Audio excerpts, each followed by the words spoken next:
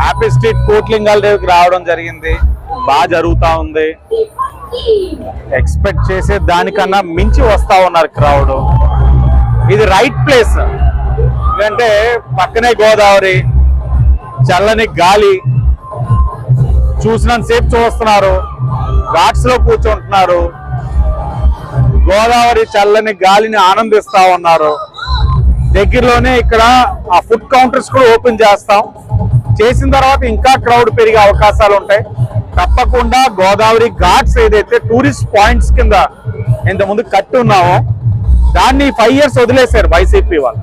దీన్ని మళ్ళా ఇక్కడ టూరిస్ట్ పాయింట్ కింద గోదావరి ఘాట్స్ ని మంచి టూరిస్ట్ పాయింట్ కింద డెవలప్ చేసే కార్యక్రమం తీసుకున్నాం. దాంట్లో భాగంగా హ్యాపీ స్ట్రీట్ మూవ్ అయింది. ఫుడ్ కౌంటర్స్ కూడా వస్తున్నాయి.